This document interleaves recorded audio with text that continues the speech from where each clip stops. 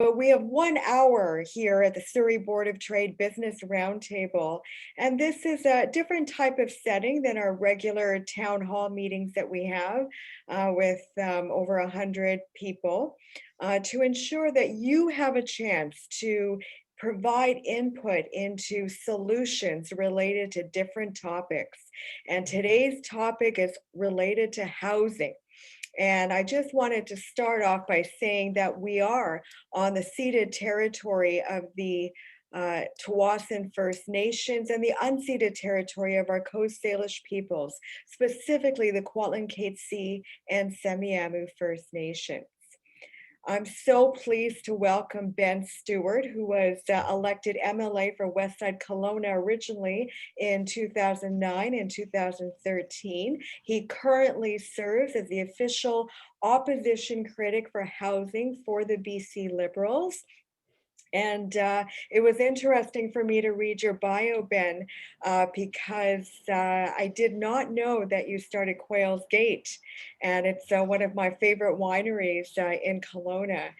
So I just wanted you to welcome you to Surrey. Surrey is going to be the largest city in British Columbia. They're saying now by 2030.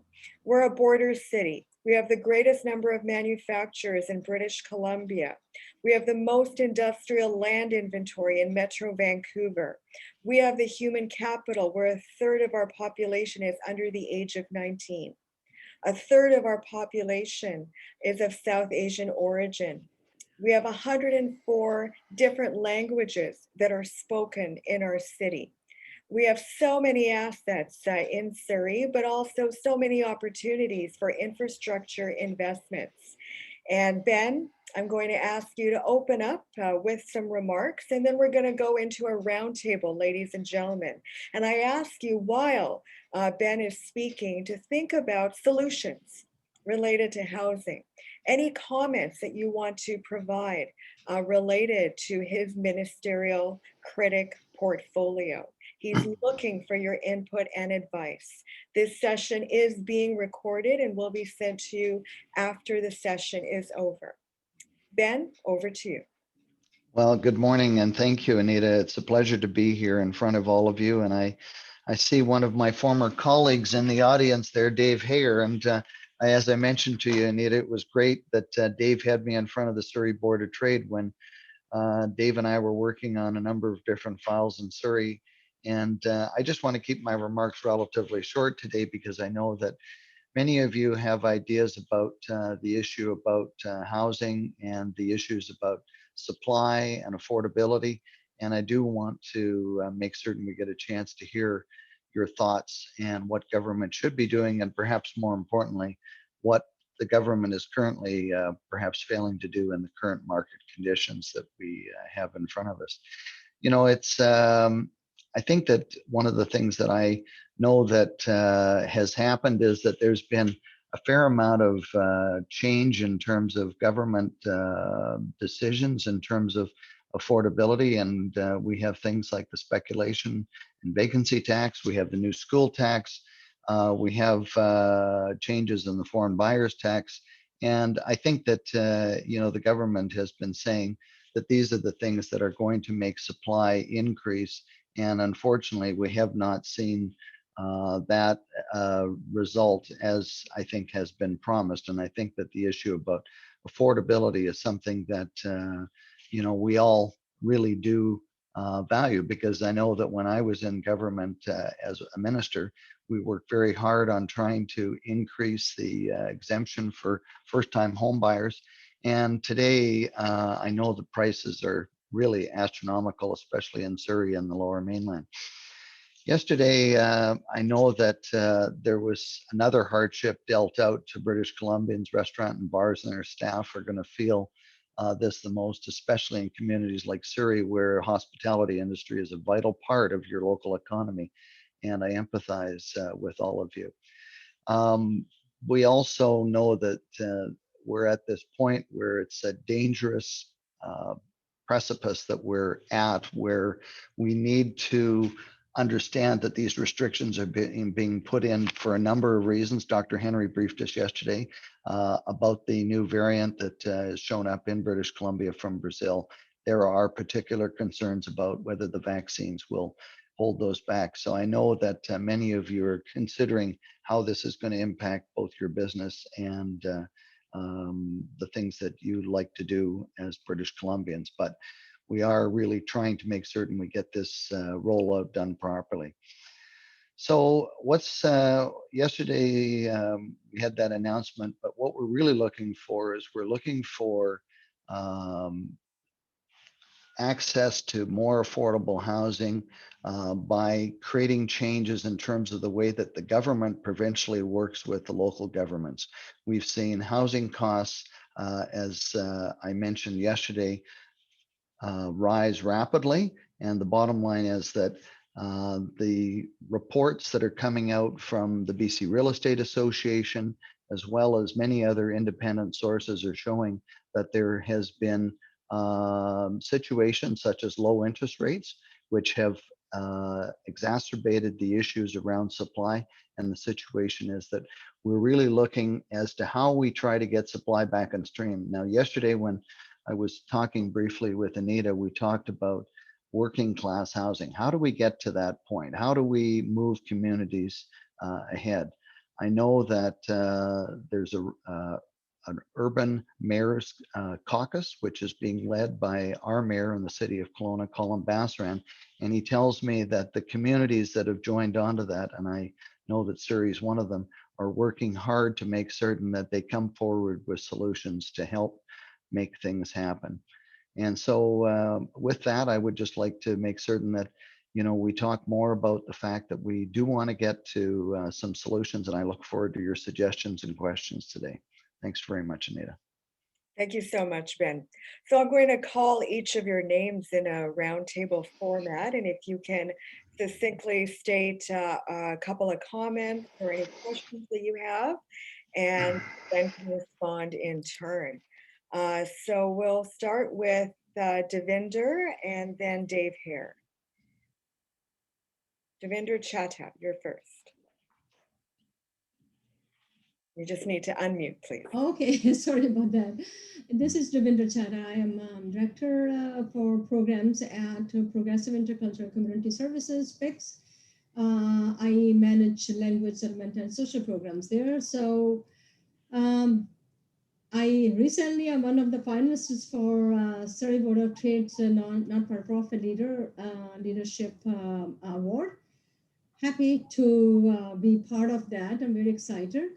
And Ben, welcome to this. You know, we really appreciate that you're part of this meeting to you know, have some conversation with us. My little concern is about the rising real estate prices. Like, how can our next generation afford any house? Not to say of so much, you know, housing needs are here in the market. And what are you doing in that respect? I know that you are very active, and you will be looking at the possibility of affordability in this market. And is there going to be any cap on pricing? And it's always on the rise, not only in Lower Mainland, but it's also spreading over to your side of the region, such as Kamloops, Kelowna, and those cities as well. Thank you. And Thanks for. Ben, just before you respond, I just wanted to mention that Devinder and the Progressive Intercultural Community Service Society, they really help newcomers. We have the most number of newcomers in British Columbia, right here in Surrey, and trying to find housing, purpose-built rental for those types of clients. Yeah, thank you so much, Anita. Yes, Ben, we help newcomers, refugees, migrant workers, international students, and you mean it, naturalized citizens as well. So housing is a great need for them as soon as they come to the country. They have to find some rental space, or they have to look for any housing that they can afford.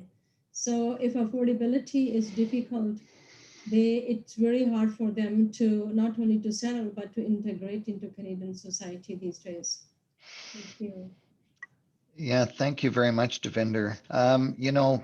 There's 60,000 people that come to British Columbia every year that come from all over the world, and we do welcome them. I have to say that recent events have not necessarily shown British Columbia's best side, and I know that there's been some support for the different groups that have come here looking for opportunities, but also to help the much needed workforce that we actually need. And frankly, it is becoming a greater issue as prices have escalated so rapidly.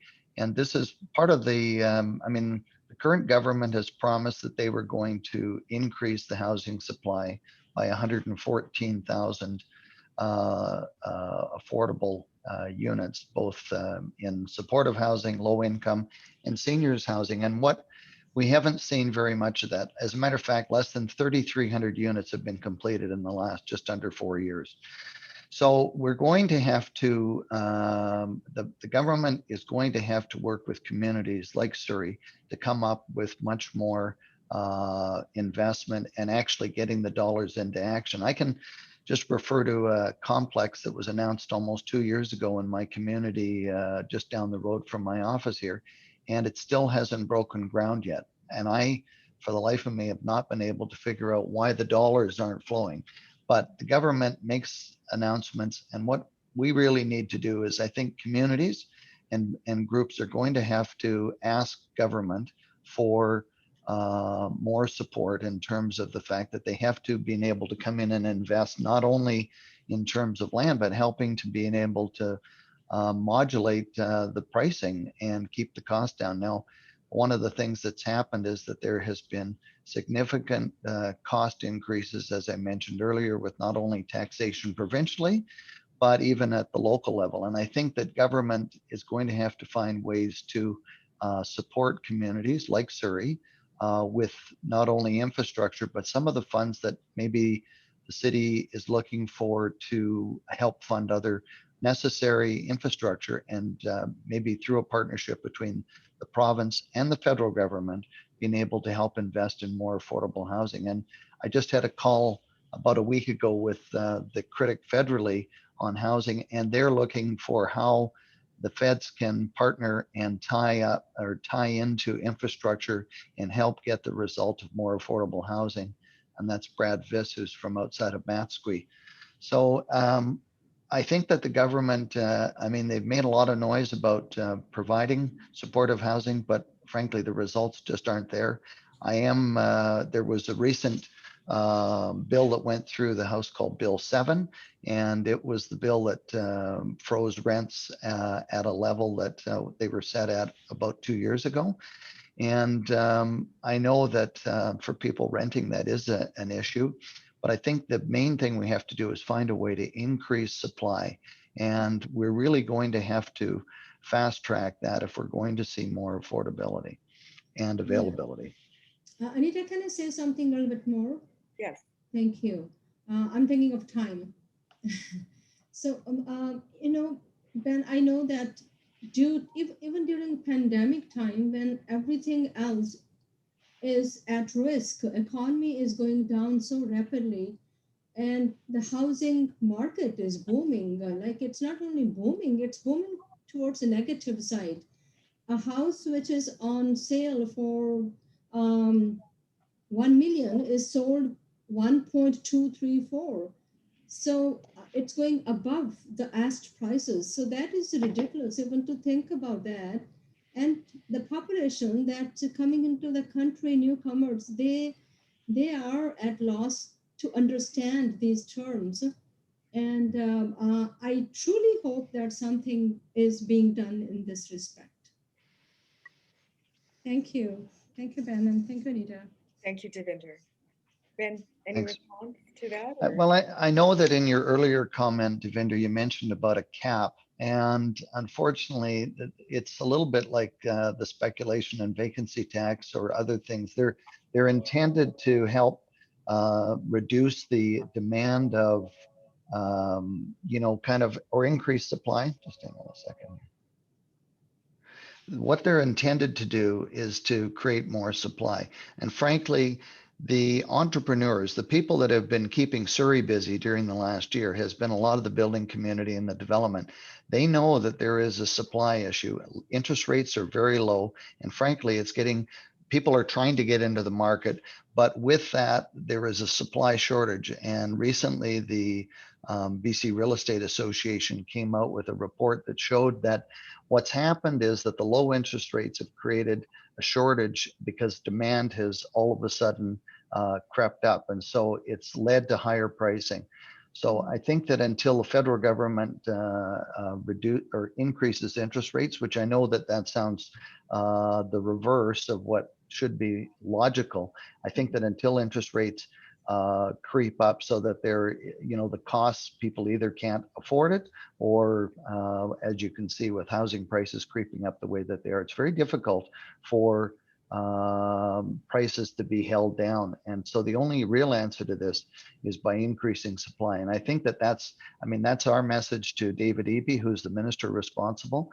And the fact is they're going to have to invest significantly to work with communities to creating supply, especially for those people that you just mentioned. So we are going to be working on that. But I don't think that the cap and some of these increased taxes or new taxes are really creating the supply that we need. Thank you, Devinder. Dave Hare and then Justin.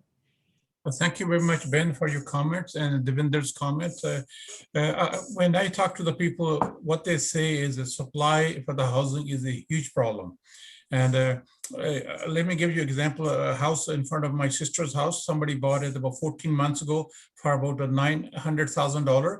And then just last month, they sold it over $1.5 million. That's over 500,000 increase just in 14 months. And those things are causing a lot of problem when the prices are increasing like this. One of the reasons prices are increasing is because of COVID-19, people don't want to live in the condos and the townhouses. What they want to do is live in detached homes. So the prices of detached home, single family homes are much higher. Like in Surrey, to buy a beginner's home, even tear down house is cost about $1.2 million. No person, regardless what job you have, the young person can afford those type of housing. So we need the provincial government to work with the cities and municipalities, make sure the process of bringing the new construction building permits much faster. Also getting the development, rezoning is much faster. And other part is that people are getting older and in housing, they should be designed so it's more seniors can live there. Many other people have their parents and grandparents living with them, but sadly enough, the houses, how wide the doors are, the washrooms are, or even able to get into the house is not really designed to handle that. But with a very small cost, they can put extra stand-up bars and other bars in the washroom. It's easy to build in when you're doing the construction. So maybe some of those things you can take a look at it. And at one time, first-time home buyer house was worth about 200,000, 250,000, right? And then property transfer tax was brought in. Now, like I said, the house, even detached house, you're looking at over 1.2 million. Even in the townhouses in Surrey, you're looking at around 700,000 or more. So those are the things that the government has to look at. Thank you very much. Ben, any response? Well, Dave, you make some very good points, and it's good to talk to you again, Dave. I know that, there's the government currently has brought in, like I know the home that many people have built includes multiple families in those homes, and they also do need to consider changes in the building code to make them adaptive. My colleague and one of the MLAs from Surrey, Stephanie Cadu, is responsible as the critic on that. And I know Stephanie, as you know, has been in a wheelchair for a good portion of her life. And she understands the challenges with housing stock, not necessarily being able to accommodate people as they get older. And I do think that there's new rules that came in on ALR lands, which is Bills 15 and 52, which restrict the number of dwellings on ALR land, as well as the size of the homes are now capped at 5,000 total square feet. So they're very restrictive, and they don't really support that idea of multiple families or generations living on a farming property and doing that. So I don't think that that's very constructive legislation to help doing that. There has to be other tools to making certain that what is considered to be large homes or monster homes, as they're sometimes referred to in the media, are not necessarily taking up valuable farmland. And I think that there's a scale to some of this that needs to be considered. But you're right, we've increased the cost. We've added the property purchase tax, which went up. We've added, if it was a second home that you happen to have, you'd have a speculation and vacancy tax. And with the prices that we're talking about, there's now the additional school tax on homes over $3 million, which really, is just another form of revenue generation for the government. So none of those are getting to the root of the problem. There's no real dollars that are moving into the communities where they can develop properties and create the real need that is there, more affordable housing. And so I think that the threshold on property purchase tax and some of these other things for first-time home buyers, considering the way the market's gone, has to be increased. So I understand and empathize with you, Dave, but I don't have the solutions. But I am trying to hold the government accountable for that. So Justin Thank and you. Miranda.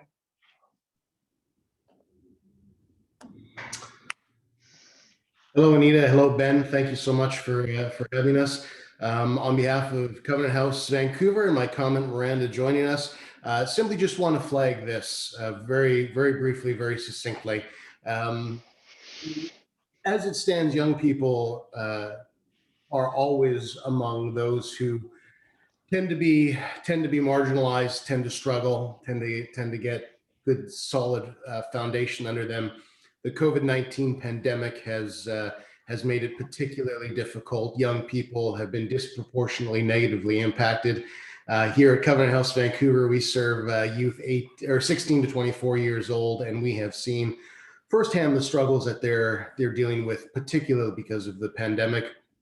And all I'd like to do, Ben, is flag that as the conversations around social and affordable housing happen, that there is a lens geared towards young people, recognizing that working towards eliminating youth homelessness in turn helps reduce the possibility of adult homelessness.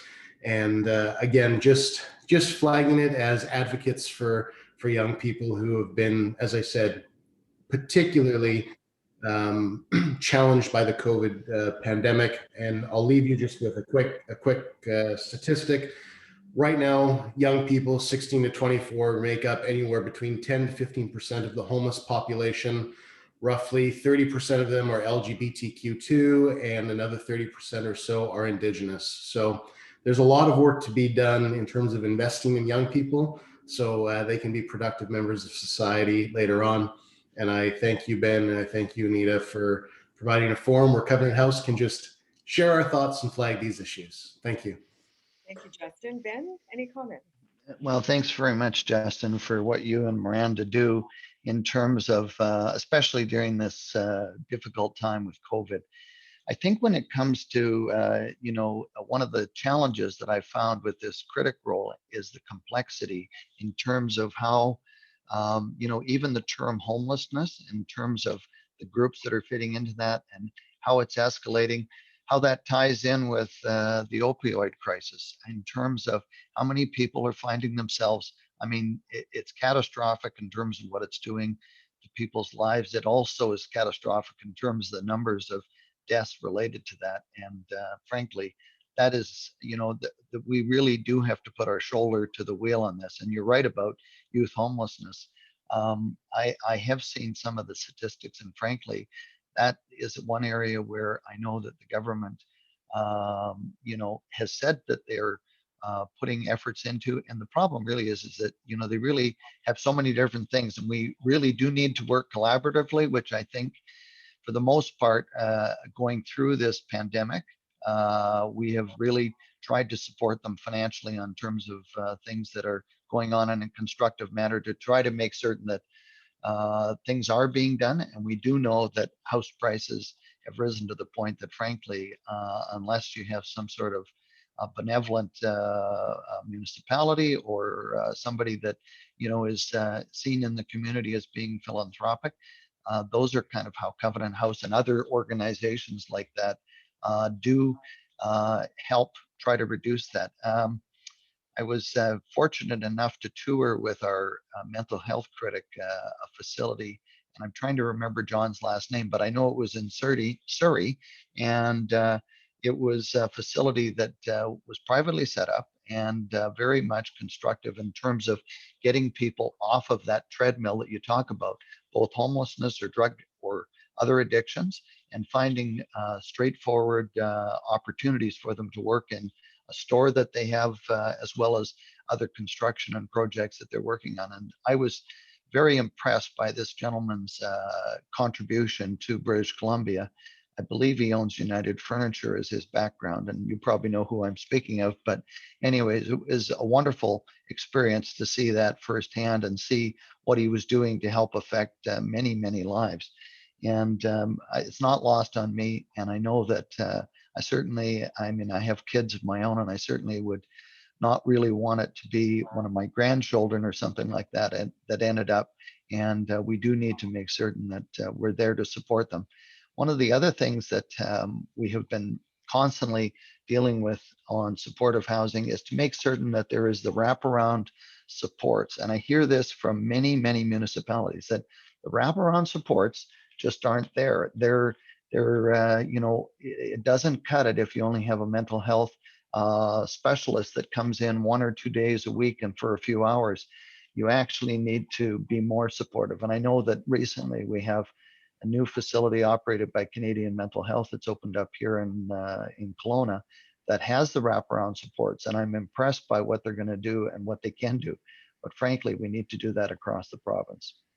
Well, Ben, perhaps we can chat offline another time. I'd love to tell you about what we're doing, because we are doing exactly that. And I'd value the chance to perhaps talk offline. Absolutely. And so, Ben, it's the John Vulcan Academy that you're speaking of in Surrey. Yes. Has been doing amazing results-oriented work to help individuals. And I also wanted to let you know that we are opening a Surrey Youth Foundry. I'm on the advisory committee to really provide some of those wraparound supports for our youth as well. So Miranda and then Valentine Woodward. Hello. I apologize for the colorful background. It was from an event a while ago. I also wanted to echo everything that Justin said, but then also add a plug for an employer who predominantly employs young people as well. So being located in Vancouver, obviously housing is a challenge for our workers, many of which who are being transported from Surrey or other outlying communities with cheaper rent. So just I guess anything that can be done to support rental housing for workers in lower income jobs, as the nonprofit sector is unfortunately a lower paying job. Well, you know what, I think that, you know, one of the things, there's been a lot of talk about affordability and where that's going to come from. And I think that Surrey, Langley, some of the other outlying communities are the obvious places where, you know, there is that opportunity for affordability. The other constraint that we have around the Lower Mainland is the agricultural land reserve. And I think that that handicaps municipalities in creating affordable lands and things like that. And we're constrained by the supply, and it certainly is not endless. So I think that one of the things that as government, I know former Premier Campbell said to our cabinet at the time that one of the things we needed to do is to make certain we could continue to find ways to fund SkyTrain to all of these communities, to make certain busing's one thing, the transportation system still has to be improved so that these outlying communities can't be, you know, you can't be an hour in traffic every day or 2 hours in some cases. And you need to have access to that. So it's, you know, transportation's got to go hand in hand with this. And I think that our track record of building transportation is strong, but I think that we could have made more effort to especially get into Surrey, Langley, and those communities in the last 10 years. And frankly, we didn't do it, and I regret that we didn't. And I think that the new government has an opportunity to do that, but I don't see them spending very much on transportation. The Patella Bridge still isn't under construction, and the replacement for the Marcy Tunnel are two bottlenecks that I can think of. And frankly, lots of announcements and talk, but unless you put shovels in the ground, you just really aren't getting anywhere. So, but anyways, I take your comments and look forward to hopefully seeing the government move ahead in some of those issues. And just to Miranda's point, Ben, we do need a partnership between the BC government and the local government to build purpose-built rental housing, quality purpose-built rental housing, so that our young families can have that housing to live, learn, work, and play. And a partnership around city design as well. It's not only about putting people in housing, it's about being able to enjoy the community in which you live as well. So Valentine and then Roop, please.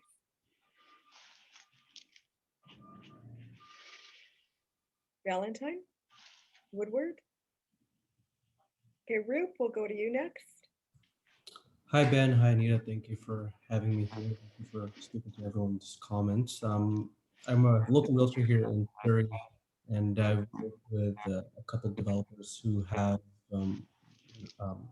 submitted applications with BC Housing or CMHC, things like that. So I was wondering if the provincial government has any other programs along the lines of BC Housing where we can increase density by allowing market rents or below market rent in that building.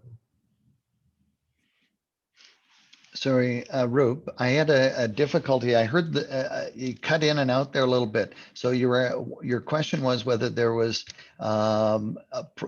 programs that are available for market housing or lower a rent. Is that correct? Yeah. So just any other program that BC Housing offers or government offers that they could increase density at specific sites where they could have rental housing, a couple floors for sale.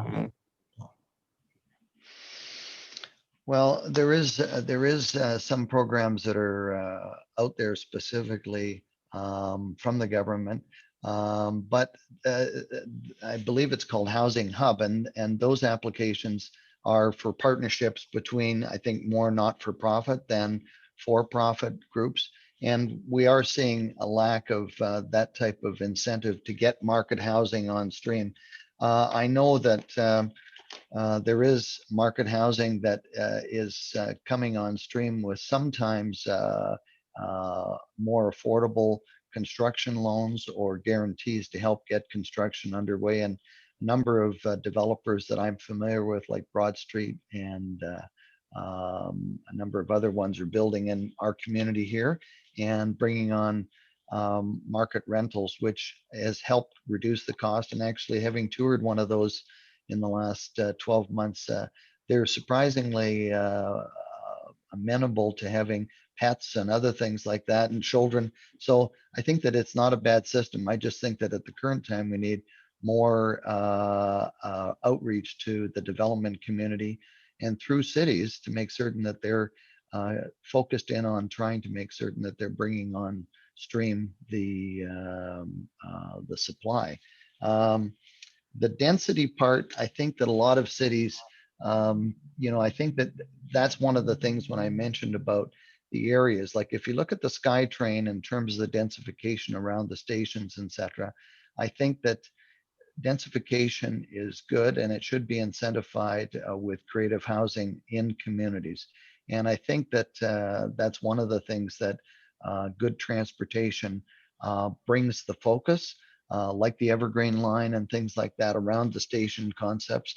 I think that that's where we could see much more affordable housing in an area and in catchment areas so that people can walk to a train and get onto those. So, anyways, I encourage you to keep looking, and we're going to continue to try and get the government to invest, and the federal government to make certain that they're investing in, lower cost housing, in densification that does work for communities. And, some cities are very adaptable to that and very keen on getting projects through.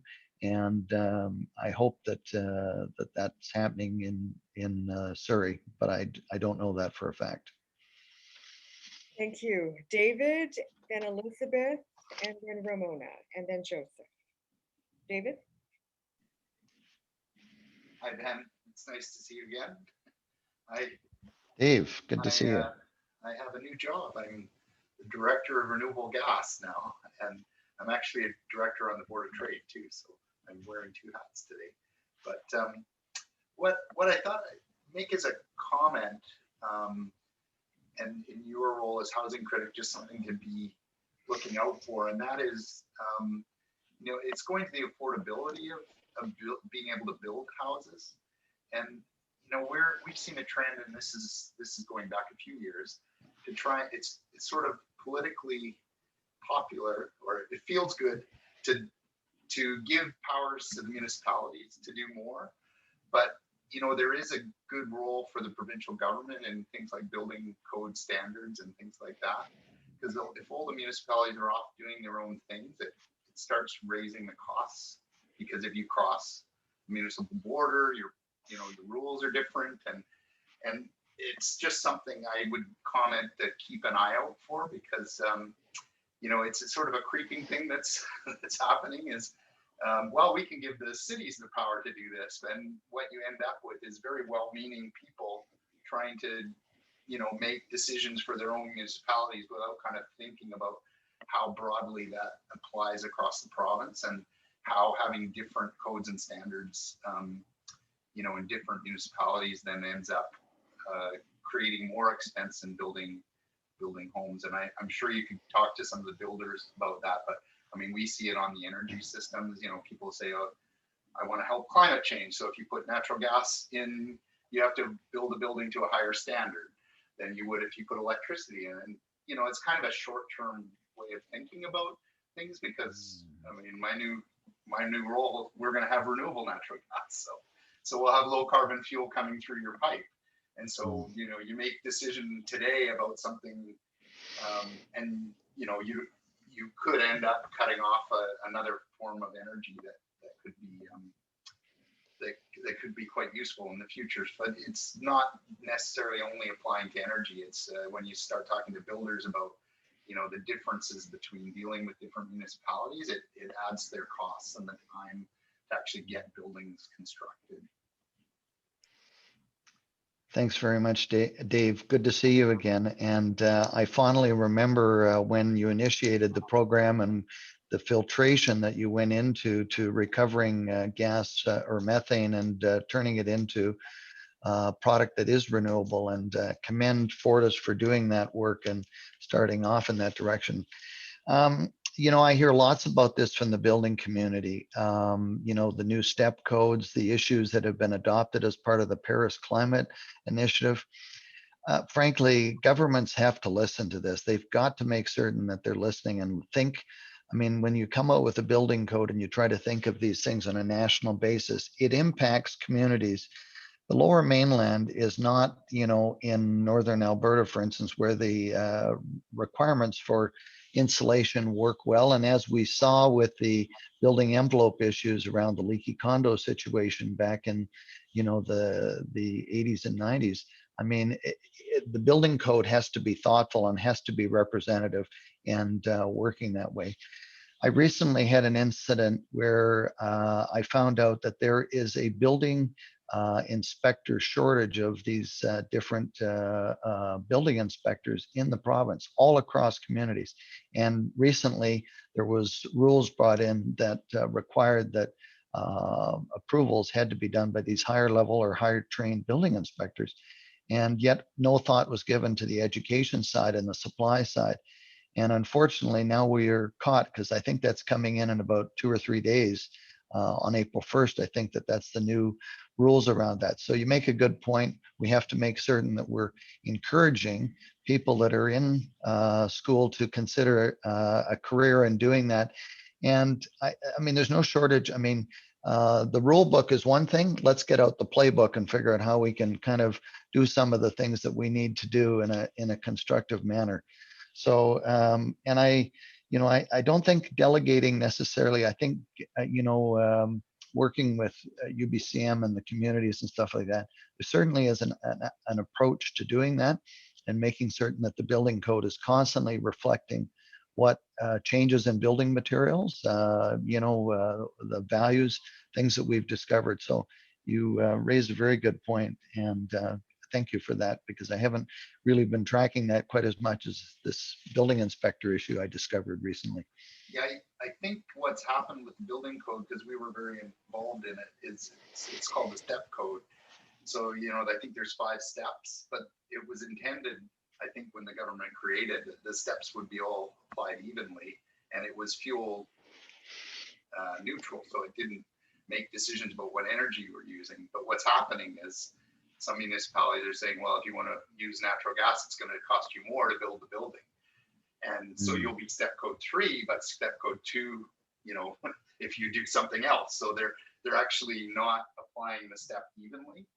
And it adds to costs. And, it certainly was developed for all the right reasons. I mean, Fortis totally supports meeting our climate targets. But as I say, sometimes it's very well-meaning intentions without fully understanding the implications of what's going on. And everybody doing their own thing. Sometimes it's, it's very politically, it's nice to give all these municipalities their own decision-making, but it's also good to have standards that work across the province. Yeah, thanks very much, Dave, for bringing that to my attention. I'll look forward to having an offline conversation more with the experts like you. Thank you. I'm going to take the next 3 speakers, their questions all in a row, and Ben, then you can respond. So Elizabeth, over to you. Thank you, Anita, and thank you, Ben. You've actually touched on many of the topics that people had already discussed and put out there as ideas, were some of my thoughts. One key point is we can't tax our way out of this situation, and taxes is such a detriment to any type of progress and development in a city or a province or even a country. So. And really, at the end of the day, you're absolutely correct, is that the developers do what they do because they develop and they make money. Construction has kept our province going in the last year and a bit since the pandemic hit, and we're thankful for that, particularly in Surrey, and looking forward to that continuance, because it does provide a streamline of revenue and employment, etc. But a couple of thoughts that I had around it is that nothing is ever completed in isolation, and it's everything combined, as you had mentioned, with transportation. It's not just about the youth; it's about our seniors as well, who are in fixed incomes, and many of them are living below poverty line. And how is that equitable across the board, and how can we best serve it? So. The thoughts that I came up with when thinking about our conversation today was perhaps looking at a very unique opportunity of something like a Urban Land Institute, along with the Surrey Foundation, doing a report on best practices on housing around the world, and see what other countries do, because where we are, other countries have been, and where they are, we could become. So we know that our income levels don't equate to the housing levels of equity. So what can we do to help that? So I would like to see a very high level report drilled down to Surrey, with possibly the Surrey Foundation, Surrey Cares, stepping in, because they do have the funding to do that, because it would benefit all of us here in Surrey. And doing a comparative from a for-profit, a not-for-profit, utilizing the development community, utilizing partnerships, utilizing the city, community groups, and what are the best practices and sustainable growth that we can do moving forward taking into consideration all the things that you've mentioned, i.e. transportation, et cetera, et cetera. That's pretty well my comments. Thank you, Elizabeth. Ramona and then Joseph. Thank you very much. And taxes, that's a really biggie. There are many, many, many unhappy taxpayers right now in Surrey. I represent CARP, which is Canada's largest organization for older Canadians. And my members are absolutely terrified right now because more taxes are... Sorry, was there a question, Ben? Sorry, no, I'm sorry for interrupting you, Ramona. Oh, no worries. So Anita and I right now are involved with 50 Women of Options. So we're 2 and there are 48 others. And we are raising money for an affordable housing build in Surrey. It's a wonderful, wonderful project, but here we are going out and begging people to give money to build affordable housing for people in need. As far as more building in the city goes, it's fine, we do need it, but what about the infrastructure? Infrastructure is being left behind because it's all building, building, building. And the big thing is many in the city are very worried that Surrey is putting all the funds into a new police department that very few want. I don't know anybody who wants it except a handful. So if those monies were diverted into infrastructure, then we could have good building, good infrastructure, and good services, and we wouldn't have to be paying huge mega taxes for something that very few want. Thank you. Thank you, Ramona and Joseph. Joseph, you just need to unmute.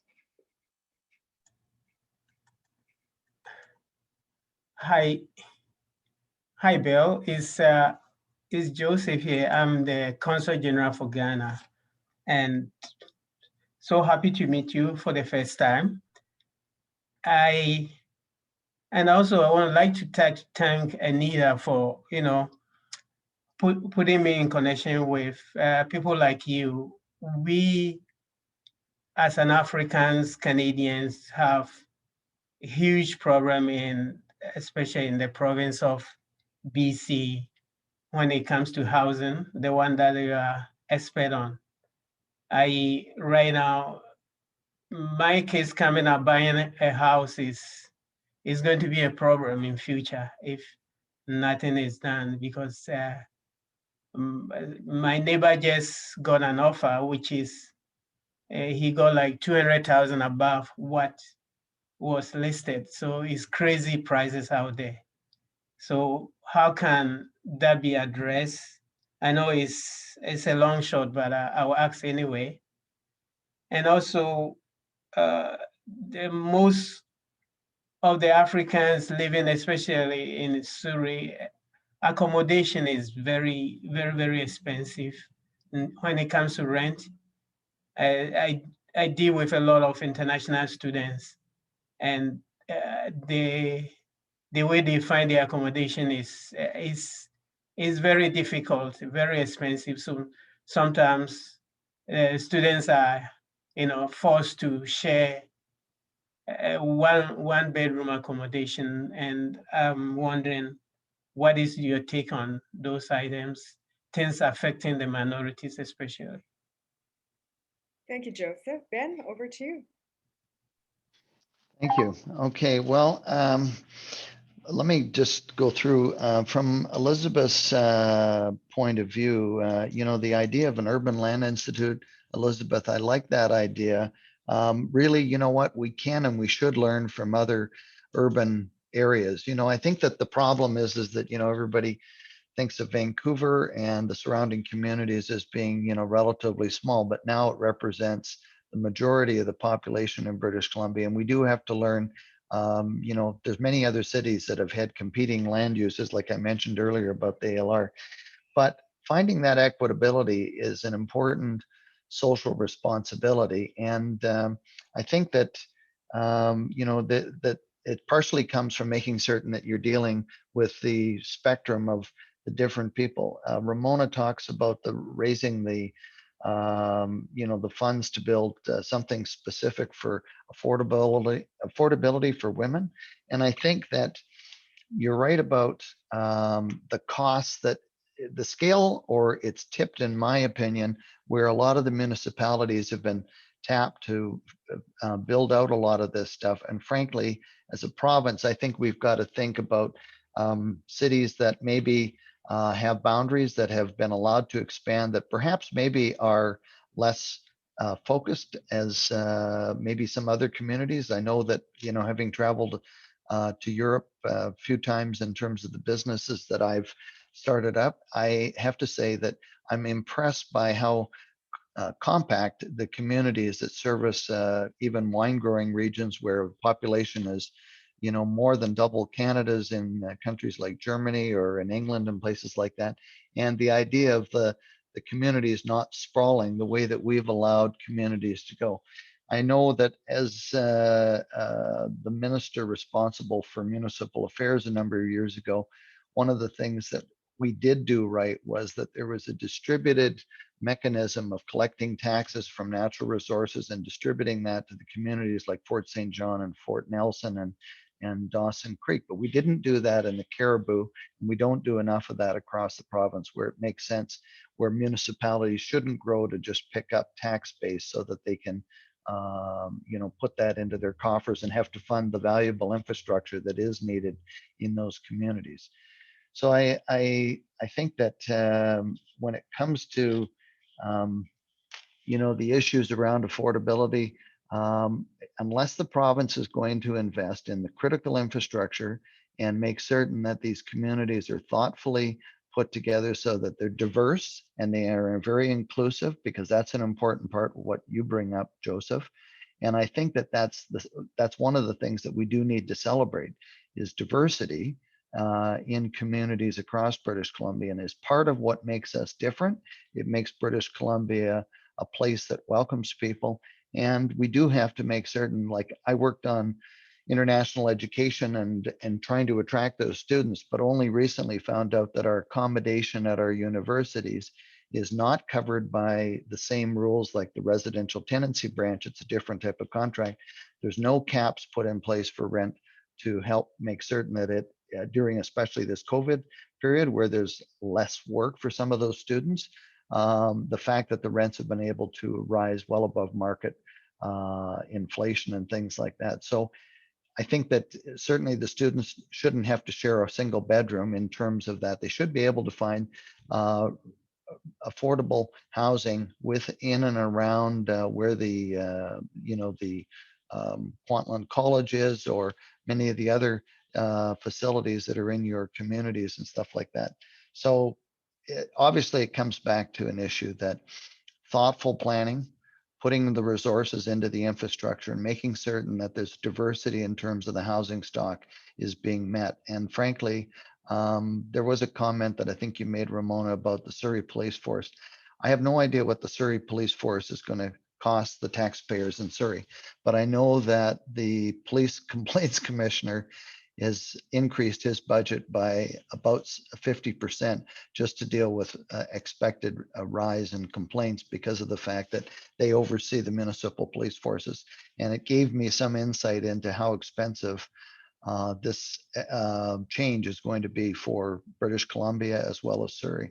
So anyways, I do think that we don't want to be chasing pet projects. We want to make certain that there is good policing, and we know that there is room to do that. And there's probably a diverse range of reasons why those people are, pursuing that. But I do think at the end of the day, this issue about affordability, it's a promise that's been made in the last few elections, and I don't think that we really see that happening. And frankly, the government has the capacity to borrow money and invest in this infrastructure. It's going to cost something, but we have a great credit rating and we can afford, and we should be building this infrastructure and bringing more opportunities to British Columbians because we have the ability to invest in that.